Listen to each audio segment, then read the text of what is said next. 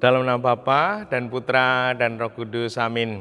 Bu Bapak, saudari yang terkasih, kaum muda adik-adik, salam berkat, penuh semangat, berkah dalam. Kembali kita berjumpa dalam renungan harian hari ini Sabtu 17 September 2022. Kita akan mengambil dari Injil Lukas bab 8 ayat 4 sampai 15. Sekali peristiwa banyak orang datang berbondong-bondong dari kota-kota sekitar kepada Yesus, lalu Yesus mengajar dalam suatu perumpamaan. Adalah seorang penabur keluar menaburkan benih. Waktu ia menabur, sebagian benih itu jatuh di pinggir jalan, lalu diinjak-injak orang dan dimakan burung-burung di udara sampai habis. Sebagian jatuh di tanah yang berbatu-batu dan tumbuh sebentar, lalu layu karena tidak mendapat air. Sebagian lagi jatuh di tengah semak duri, sehingga terhimpit sampai mati oleh semak-semak yang tumbuh bersama-sama. Dan sebagian jatuh di tanah yang baik, lalu tumbuh dan berbuah 100 kali lipat.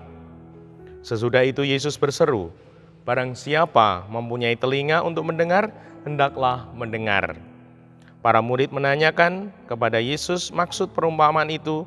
Yesus menjawab, "Kalian diberi karunia mengetahui rahasia kerajaan Allah, tetapi hal ini diwartakan kepada orang lain dalam perumpamaan, supaya sekalipun memandang mereka tidak melihat, dan sekalipun mendengar mereka tidak mengerti." Inilah arti perumpamaan itu. Benih itu ialah sabda Allah, yang jatuh di pinggir jalan ialah orang yang telah mendengarkannya, kemudian datanglah iblis, lalu mengambil sabda itu dari dalam hati mereka, supaya mereka jangan percaya dan diselamatkan. Yang jatuh di tanah yang berbatu-batu ialah orang yang setelah mendengar sabda itu menerimanya dengan gembira, tetapi mereka tidak berakar. Mereka hanya percaya sebentar saja dan dalam masa pencobaan mereka murtad.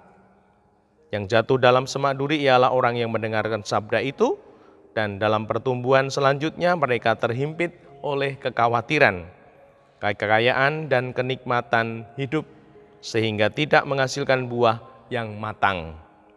Yang jatuh di tanah yang baik ialah orang yang mendengarkan sabda itu dan menyimpannya dalam hati yang baik dan menghasilkan buah dalam ketekunan. Demikianlah Injil Tuhan, terpujilah Kristus. Ibu bapak, saudari, saudaraku yang terkasih, kita dibimbing Tuhan dengan perumpamaan tentang seorang penabur yang menaburkan benih. Sungguh ini menjadi sapaan untuk kita, agar kita menjadi tanah yang baik, bukan tanah di pinggir jalan, bukan tanah yang berbatu-batu, tanah di semak duri, namun sungguh tanah yang baik. Dan ini menjadi pelajaran yang baik untuk kita, di mana di sini disampaikan. Sesudah itu Yesus berseru, "Barang siapa mempunyai telinga untuk mendengar, hendaklah ia mendengar." Inilah tanda tanah yang baik, pribadi yang baik.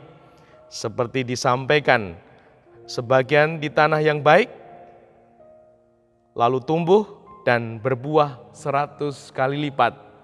Kalau kita bisa menjadi tanah yang baik, benih sabda Tuhan yang kita dengar, yang kita simpan dalam hati akan berbuah berlipat-lipat. Dan semoga ini sungguh menjadi keyakinan kita, bahwa menjalani kehidupan sebagai orang Katolik, yang pertama mendengarkan sabda, maka sungguh pas sekali, cocok sekali di bulan Kitab Suci Nasional ini. Mari kita membaca, mencari satu ayat yang sungguh mengesan, menjadi inspirasi, motivasi untuk dilakukan, diwujudkan dalam hidup sehari-hari, sehingga sungguh mendengarkan sabda Tuhan, lalu kemudian menyimpannya, menyimpan dalam hati.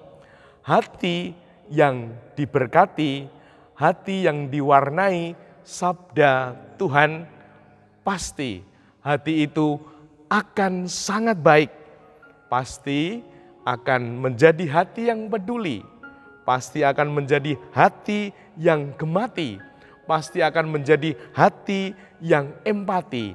Dan semoga ini sungguh menjadi berkat untuk kita.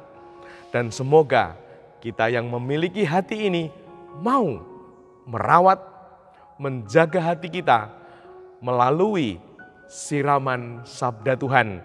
Dan sungguh Tuhan bersabda, yang jatuh di tanah yang baik ialah orang yang mendengarkan sabda itu, menyimpan dalam hati yang baik dan menghasilkan buah dalam ketekunan.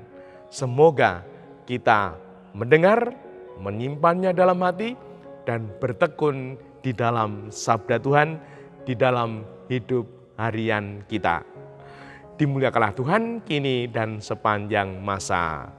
Salam berkat penuh semangat, berkah dalam. Dalam Bapa, Putra, dan Roh Kudus. Amin.